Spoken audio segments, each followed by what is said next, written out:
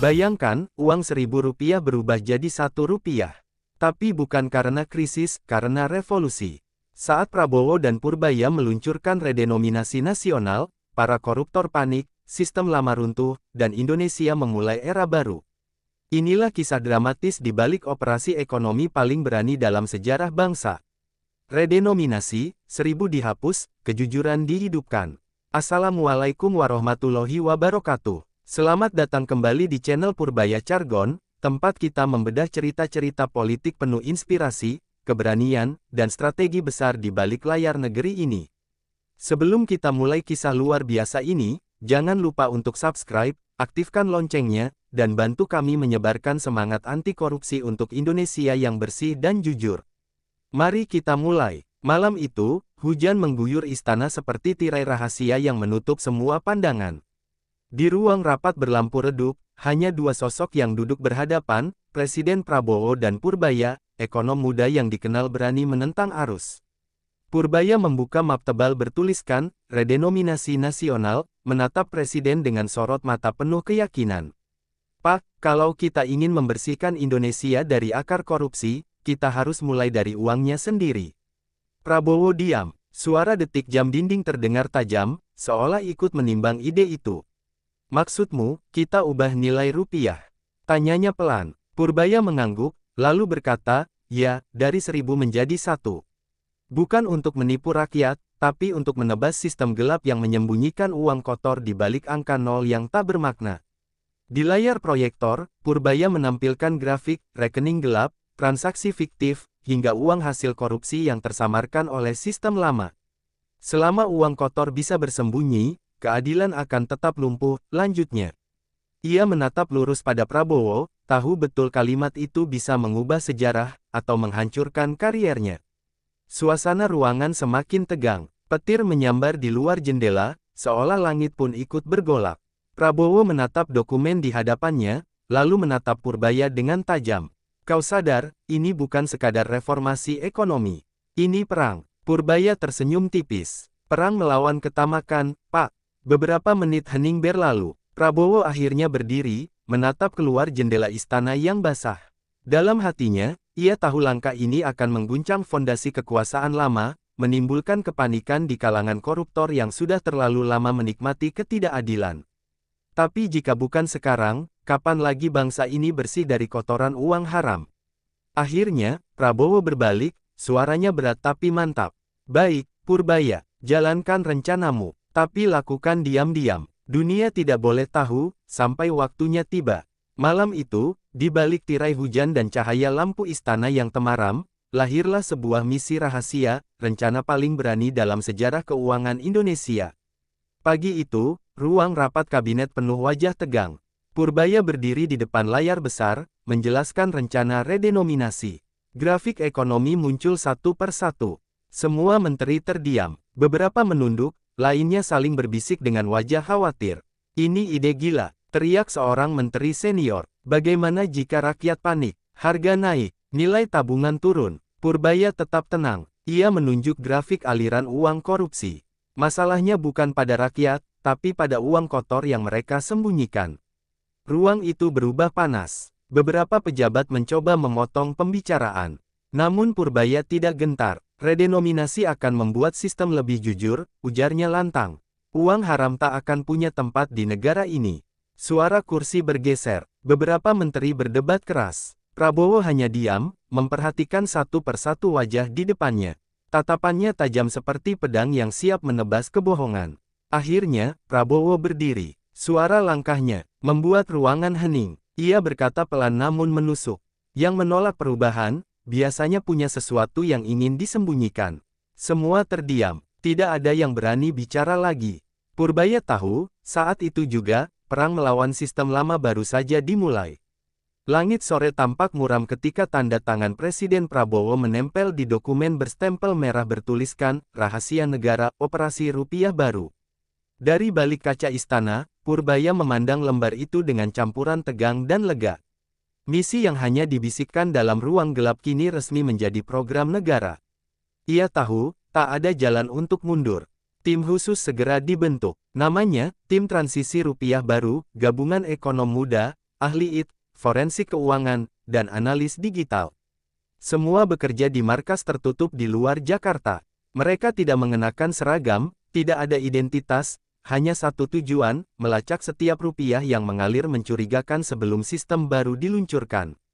Setiap malam, layar komputer menampilkan peta transaksi dari seluruh negeri. Garis-garis merah menunjukkan aliran dana yang tidak wajar, miliaran rupiah berpindah ke rekening-rekening yang tersembunyi di luar negeri. Di ruang itu, Purbaya berdiri di tengah layar besar, berkata dengan nada tegas, "Kita akan menutup jalan mereka satu per satu. Tidak boleh ada satupun uang kotor yang ikut masuk ke sistem baru." Namun pekerjaan ini bukan tanpa bahaya. Di luar sana, orang-orang berkuasa mulai mencium aroma perubahan. Beberapa anggota tim mendapat pesan misterius, ancaman halus agar tidak ikut campur urusan besar. Tapi mereka tetap bekerja. Dalam hati mereka tahu, ini bukan sekadar reformasi, ini pertempuran antara masa depan dan masa lalu. Prabowo mengikuti setiap laporan harian. Ia duduk di ruang kerjanya, menatap layar berisi nama-nama besar yang selama ini tak tersentuh hukum. Nafasnya berat, tapi tatapannya dingin. Jika kita biarkan, negara ini akan terus dijual kepada ketamakan, gumamnya pelan. Kali ini, tidak. Di malam yang sunyi itu, Purbaya menatap timnya dan berkata lirih, "Kita sedang membersihkan sejarah. Jangan pernah takut." Dan di tengah deru server dan cahaya monitor biru, revolusi keuangan Indonesia mulai berdenyut pelan, diam, tapi pasti, siap mengguncang fondasi kekuasaan lama. Kabar tentang rencana rahasia rupiah baru akhirnya bocor ke telinga orang-orang yang seharusnya takut. Di gedung-gedung tinggi Jakarta, ruang rapat para konglomerat berubah menjadi markas panik. Di layar-layar laptop mewah, angka-angka rekening luar negeri mulai berkurang drastis. Sistem baru yang dirancang Purbaya perlahan menutup celah. Uang-uang yang dulu bebas melintas kini membeku, tak bisa ditarik, tak bisa dipindahkan. Di sebuah rumah megah di Menteng, seorang mantan pejabat yang terkenal licik melempar ponselnya ke dinding. "Ini gila, semua akses rekeningku ditolak. Siapa yang berani lakukan ini?" teriaknya. Asistennya hanya bisa menunduk, takut bicara. Ia tahu, permainan lama sudah berakhir, dan tidak ada yang bisa menyelamatkan mereka dari sistem baru yang dibangun di atas transparansi total. Sementara itu, di ruang kendali Garuda Finance Tracker, Purbaya menatap layar dengan wajah dingin. "Lihat itu," katanya kepada tim. Uang-uang kotor mulai gemetar. Di layar tampak titik-titik merah, simbol rekening koruptor yang membeku satu per satu. Setiap titik yang padam berarti satu rantai kejahatan finansial terputus. Namun serangan balik segera datang. Beberapa media besar, dikendalikan oleh jaringan lama, mulai menulis berita menakutkan. "Uang rakyat hilang, redenominasi ancam tabungan nasional," judul-judul sengaja disusun untuk memicu keresahan. Tapi di balik semua itu, Prabowo dan Purbaya tetap diam. Mereka tahu, semakin mereka diserang, semakin dekat mereka dengan kebenaran. Di malam yang gelap, sebuah pesan terenkripsi masuk ke server tim transisi. "Hentikan sekarang, atau kalian akan menyesal." Pesan itu berasal dari sumber tak dikenal, dikirim dari luar negeri. Beberapa anggota tim ketakutan, tapi Purbaya hanya tersenyum tipis. "Kalau mereka mulai mengancam, berarti kita sudah di jalur yang benar." Sementara itu, Prabowo duduk sendirian di ruang kerja istana, menatap peta Indonesia di dinding. "Mereka panik," katanya pelan. "Dan orang yang panik, akan segera melakukan kesalahan." Ia tahu, badai besar sedang datang, tapi di balik badai itu, ada cahaya masa depan yang tak bisa lagi dihentikan. Pagi itu, layar televisi di seluruh negeri menyiarkan berita yang sama. Wartawan berwajah tegang membacakan kabar seolah dunia akan runtuh. Nilai uang akan turun drastis. Tabungan rakyat bisa lenyap. Begitu narasi yang terus diulang, dikemas dengan nada cemas, membuat jutaan rakyat kecil mulai resah. Di pasar-pasar, orang bertanya-tanya, benarkah uang kita akan tak bernilai? Di balik layar, jaringan oligarki lama tertawa puas. Mereka berhasil mengubah ketakutan menjadi senjata. Para pemilik media besar dikumpulkan di gedung rahasia, menerima amplop tebal untuk menebar isu kebohongan. "Kacaukan opini publik," kata salah satu tokoh tua yang selama ini hidup dari proyek gelap. "Kalau rakyat panik, pemerintah akan goyah." Namun di sisi lain, Gibran, wakil presiden muda yang dikenal tenang, tampil di depan kamera nasional. Dengan wajah datar tapi penuh keyakinan, ia berkata, redenominasi bukan pemotongan nilai. Rp1.000 tetap bernilai sama dengan Rp1 baru. Yang kita potong hanyalah peluang bagi para pencuri. Kalimat itu sederhana, tapi menghentak seluruh negeri. Rakyat mulai mendengar penjelasan jujur itu di media sosial. Video Gibran menjelaskan dengan papan tulis sederhana menjadi viral, dibagikan jutaan kali. "Oh, jadi uang kita nggak hilang?" tanya seorang ibu di warung. Seorang pedagang menjawab, "Enggak, Bu. Cuma sistemnya dibersihin." Dalam sekejap, narasi jahat mulai kehilangan taringnya. Di ruang kerja istana, Prabowo menatap layar besar berisi laporan media. Mereka tak hanya melawan pemerintah, tapi juga melawan kebenaran, ucapnya pelan. Purbaya yang duduk di sampingnya menimpali, kebenaran tidak butuh banyak bicara, Pak. Ia hanya perlu bukti. Prabowo mengangguk. Ia tahu perang opini ini bukan yang terakhir, tapi untuk pertama kalinya, rakyat mulai mengerti siapa yang harus mereka percayai. Sementara itu, jauh di sebuah studio gelap, sekelompok pengusaha lama menatap wajah Prabowo di layar dengan rasa benci. "Kalau begitu, kita harus jatuhkan dia sebelum sistem baru itu aktif," bisik salah satu dari mereka. Tak ada yang tahu, rencana sabotase besar sudah mulai disusun, dan badai berikutnya akan jauh lebih dahsyat dari sekadar perang opini. Di balik layar biru server, Garuda Finance Tracker bekerja tanpa henti, algoritma pencocokan, analitik perilaku, dan jejak digital yang tak pernah dipikirkan koruptor. Suatu pagi, tim Purbaya menemukan pola aneh, jaringan transaksi yang selama ini tampak acak ternyata tersusun rapi seperti sarang laba-laba. Nama-nama yang senyap dalam bayang-bayang tiba-tiba terhubung satu sama lain oleh bukti digital yang tak terbantahkan. Satu persatu, file-file berisi bukti transaksi gelap dipetakan. Ada rekening yang berpindah melalui puluhan negara, ada perusahaan cangkang yang berdiri hanya untuk menyalurkan suap, ada notaris yang menandatangani dokumen palsu.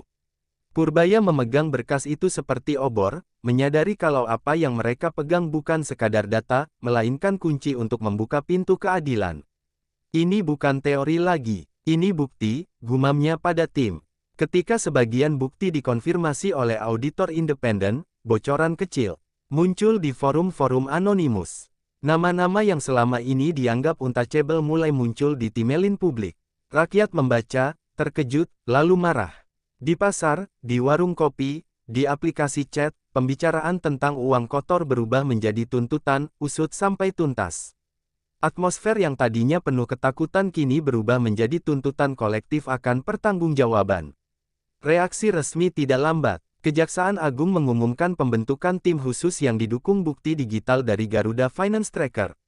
Penyidikan diperintahkan terbuka, namun diawasi ketat untuk menghindari kebocoran konteks yang bisa diselewengkan. Di penjara-penjara negara, beberapa narapidana lama mendadak mendapat surat panggilan, mereka yang dulu kebal kini harus menghadapi lembaran bukti baru yang dingin dan teliti. Namun pembongkaran ini tak tanpa harga. Upaya memperlihatkan bukti ke publik rawan dimanipulasi, ada upaya memalsukan sebagian dokumen untuk menjerat pihak yang tak bersalah. Purbaya dan timnya tahu mereka harus menjaga integritas data hingga ke detil terkecil. Mereka bekerja berlapis auditor, pengacara, dan aktivis anti korupsi, agar setiap langkah penyidikan tak bisa diganggu oleh kebohongan. Di akhir hari, Prabowo berdiri di balkon istana menatap lampu kota.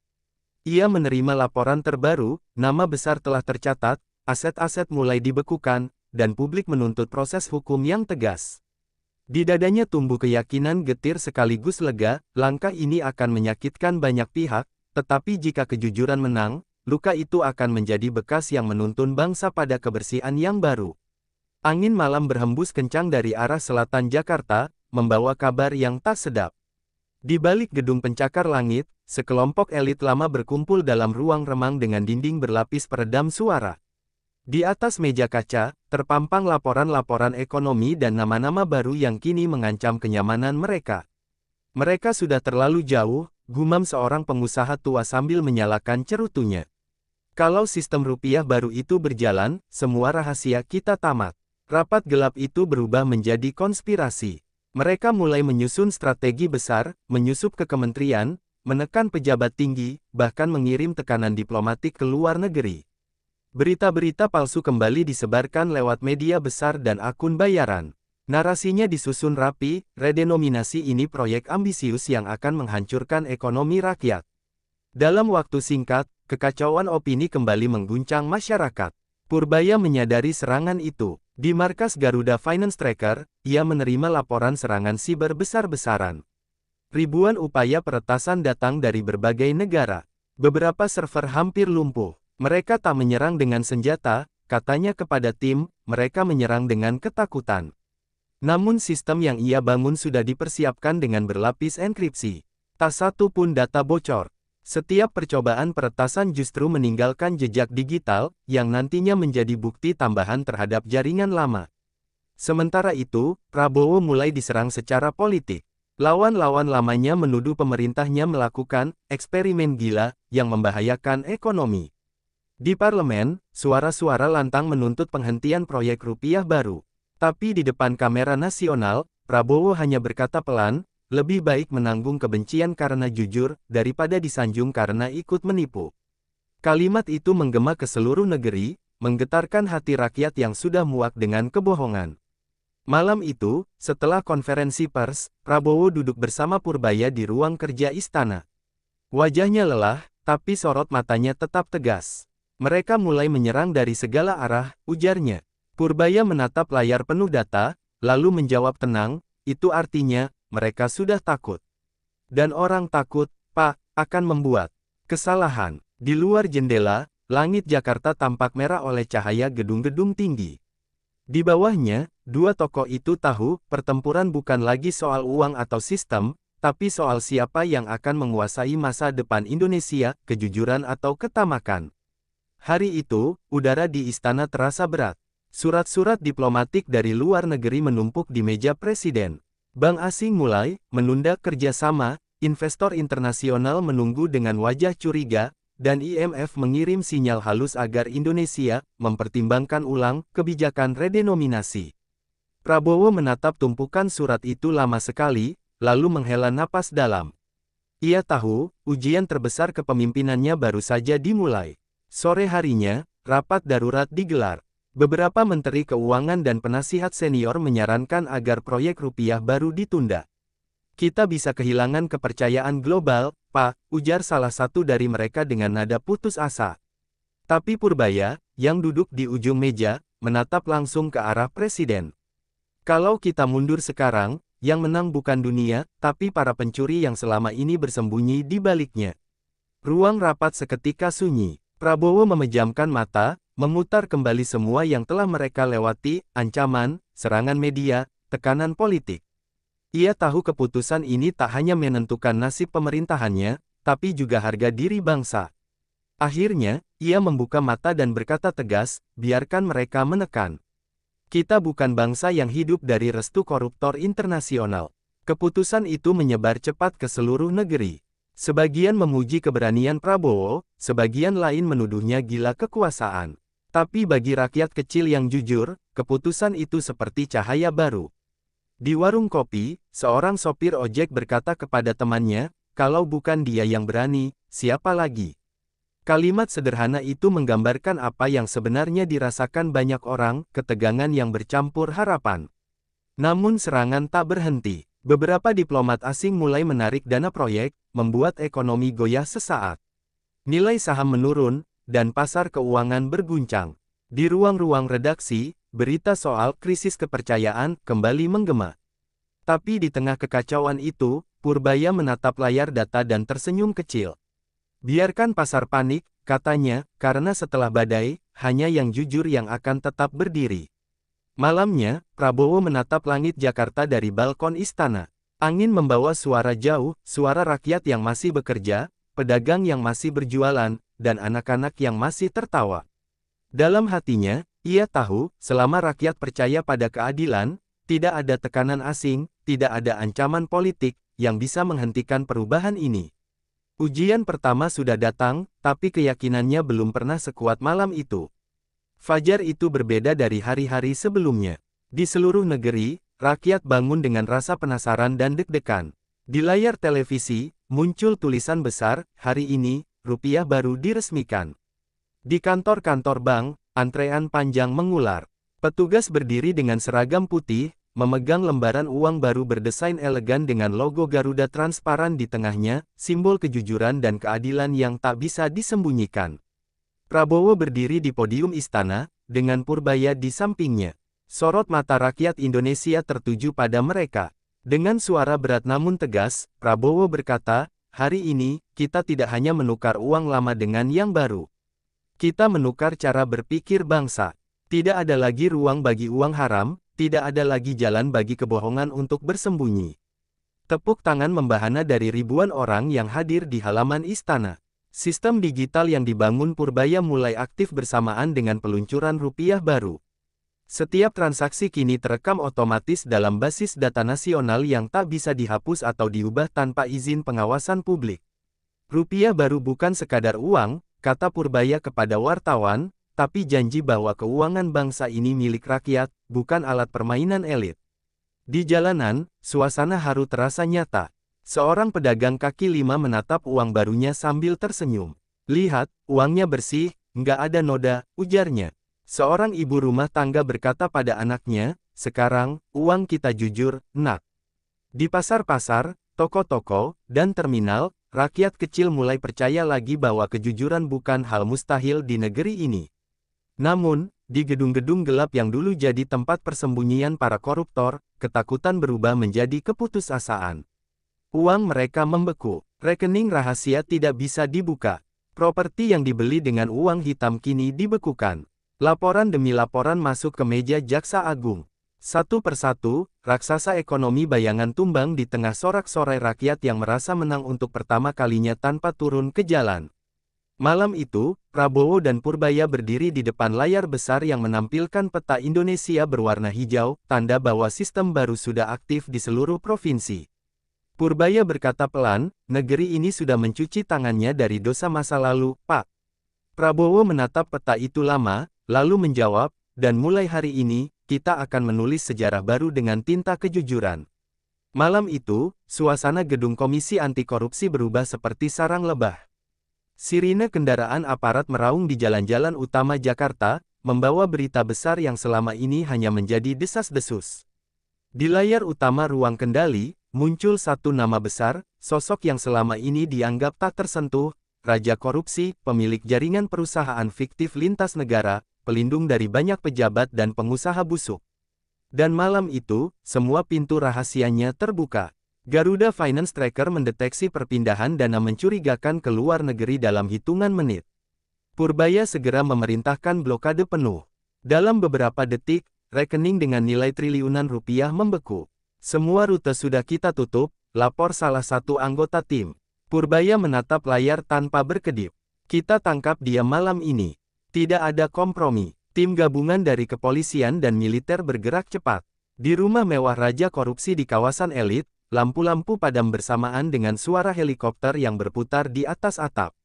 Para pengawal mencoba melawan, tapi tak berguna. Dalam hitungan menit, sang tokoh yang selama ini mengatur permainan ekonomi kotor itu ditangkap tanpa sempat melarikan diri. Ia menatap kamera dengan wajah pucat, hanya sempat berkata lirih, "Aku pikir kalian tidak akan berani sejauh ini." Berita penangkapan itu mengguncang negeri. Televisi menyiarkan gambar raja korupsi di borgol, wajahnya tertunduk, tanpa kemewahan yang dulu melingkupinya. Rakyat bersorak. Di media sosial, tagar-tagar uang bersih negara bangkit jadi trending nomor 1. Akhirnya, tulis seorang netizen, "Hukum bukan lagi milik orang kaya." Suara rakyat menggema di seluruh penjuru negeri, menggantikan ketakutan dengan harapan baru. Prabowo menatap laporan di mejanya. Matanya tenang, tapi dalam hatinya, ia tahu ini baru permulaan. "Satu jatuh, 1000 lain akan mencoba bangkit," katanya pelan. Purbaya yang duduk di depannya menimpali, "Benar, Pak. Tapi kali ini, mereka tidak akan bisa bersembunyi di balik angka." Ia menunjuk layar sistem baru yang terus berputar, simbol bahwa korupsi kini selalu diawasi, tanpa jeda, tanpa belas kasihan. Malam itu, istana tampak sunyi. Di luar, rakyat merayakan kemenangan kecil mereka. Di dalam, dua tokoh bangsa itu menatap jauh ke masa depan. Mereka tahu, Indonesia baru saja menyeberangi garis yang selama ini mustahil dilewati, garis antara ketakutan dan keberanian, antara uang dan kejujuran. Dan dari malam itulah, rakyat mulai percaya bahwa keadilan bisa benar-benar hidup, asal ada yang berani menegakkannya. 3 minggu setelah penangkapan sang raja korupsi, ekonomi Indonesia tampak berguncang di permukaan, namun justru sedang membangun fondasi baru di dalamnya. Pasar saham sempat turun tajam, investor asing menahan napas. Tapi di warung-warung kecil dan kios pasar, rakyat justru mulai merasakan perbedaan. Harga-harga menjadi lebih stabil, dan transaksi digital pemerintah mulai mengalir tanpa kebocoran. Uang negara kini bergerak cepat, tepat sasaran. Purbaya berdiri di depan layar raksasa yang menampilkan grafik pergerakan ekonomi. "Lihat ini, Pak," katanya pada Prabowo. "Setiap rupiah yang dulu hilang ke rekening gelap, sekarang kembali ke rakyat lewat subsidi pangan, bantuan desa, dan infrastruktur." Prabowo mengangguk pelan. Ia tahu, ini bukan sekadar angka di layar, ini adalah bukti bahwa kejujuran mulai bernilai nyata dalam sistem baru. Sementara itu, lembaga keuangan dunia mulai menatap Indonesia dengan cara berbeda. Mereka heran bagaimana sebuah negara yang berani menghapus 3-0 dalam mata uangnya justru bisa menstabilkan inflasi, bukan menambah kekacauan. "Model Indonesia harus dipelajari," ujar seorang analis ekonomi global di televisi luar negeri. Dunia terdiam, seolah menyadari bahwa negeri yang dulu diremehkan kini sedang menulis ulang rumus ekonomi modern. Namun di sisi lain, efek domino juga mengguncang para pemain lama. Banyak pejabat daerah, pengusaha, hingga broker licik yang dulu hidup dari komisi gelap kini kehilangan sumber napasnya. "Sistem ini kejam," keluh seorang eks-pejabat. Tapi rakyat menjawab dengan tawa lega, "Kejam bagi koruptor, adil bagi kami." Transparansi menjadi normal baru, dan tak ada ruang lagi bagi kebohongan untuk bersembunyi. Di malam yang tenang, Prabowo duduk di balkon istana memandangi langit Jakarta yang mulai cerah. "Ternyata menghancurkan korupsi bukan soal menangkap pelaku," katanya pelan. "Tapi soal menciptakan sistem yang membuat mereka tak punya tempat untuk hidup." Purbaya yang datang membawa laporan keuangan tersenyum, dan rakyat kini menjadi penjaganya, "Pak. Setiap transaksi, setiap pajak, semua diawasi publik. Tak ada lagi ruang gelap." Lampu kota berkilauan di bawah langit malam, bukan lagi simbol kemewahan, tapi tanda kehidupan yang terus berdenyut dengan kejujuran baru. Dari ruang-ruang kecil, dari tangan rakyat biasa, lahirlah kesadaran bahwa bangsa ini akhirnya punya alat untuk melawan ketidakadilan. Dan di setiap sen rupiah yang kini bernilai 1, tersimpan makna, nilai bangsa bukan di banyaknya uang, tapi di bersihnya niat. Fajar menyingsing di ibu kota, menandai babak baru bagi negeri yang telah melalui badai panjang. Langit Jakarta tampak lebih bersih dari biasanya, seolah ikut menyambut lahirnya era baru. Di jalanan, rakyat beraktivitas tanpa bayangan kecemasan tentang uang yang tak bernilai atau sistem yang tak adil. Rupiah baru dengan nominal sederhana, 1 rupiah menggantikan 1.000 rupiah, kini menjadi simbol kejujuran. Setiap lembar uang memancarkan makna baru, bahwa nilai sejati bukan pada angka, tapi pada kepercayaan. Di sebuah sekolah dasar di Sleman, seorang guru menunjukkan lembar uang baru kepada murid-muridnya. "Anak-anak, lihatlah ini," katanya sambil tersenyum. "Uang ini bukan cuma alat tukar, tapi juga bukti bahwa negara kita berani berubah." Anak-anak itu bertepuk tangan, dan di antara mereka, seorang anak kecil berkata polos, "Berarti kalau kita jujur, uang kita juga jujur, ya, Bu?" Sang guru terdiam sejenak, matanya berkaca-kaca. Sementara itu di istana, Prabowo berdiri di depan jendela besar, memandangi matahari pagi. Purbaya dan Gibran berdiri di belakangnya, membawa laporan akhir reformasi moneter. "Semua tahap selesai, Pak," ujar Purbaya dengan suara berat. "Sistem keuangan kini sepenuhnya transparan. Tak ada celah untuk menyembunyikan kekayaan haram." Prabowo menatap jauh, lalu berkata pelan, "Ini bukan kemenangan kita, ini kemenangan bangsa yang berani jujur." Kamera televisi nasional menyiarkan pidato terakhir Prabowo tentang redenominasi. Dalam pidato itu ia berkata, 3-0 yang kita hilangkan bukan hanya dari uang kita, tapi dari mental korup yang menumpuk di masa lalu. Kita telah menukar ketamakan dengan kejujuran, mengganti ketakutan dengan harapan. Suara itu menggema hingga pelosok desa, membuat rakyat berdiri tegak, merasa menjadi bagian dari perubahan besar. Di malam harinya, rakyat menyalakan lilin di depan rumah mereka. Bukan sebagai simbol duka, melainkan cahaya syukur. Di setiap kota, di setiap kampung, orang-orang berbagi kisah tentang bagaimana mereka kini bisa bertransaksi tanpa suap, tanpa pungutan liar, tanpa rasa curiga. Indonesia tampak baru, bukan karena uangnya berubah, tapi karena jiwanya sembuh. Dan di halaman belakang istana, Prabowo menatap bendera merah putih yang berkibar lembut di bawah langit malam. Tugas kita selesai, katanya pelan. Tapi perjuangan kejujuran, baru saja dimulai. Angin membawa suaranya ke kejauhan, melewati tembok, melewati jalanan, hingga sampai ke hati jutaan rakyat. Malam itu, bangsa ini resmi lahir kembali, bangsa yang menjadikan kejujuran sebagai mata uang paling berharga. Dari Rp1.000 menjadi Rp1, bukan sekadar perubahan angka, tapi perubahan arah bangsa.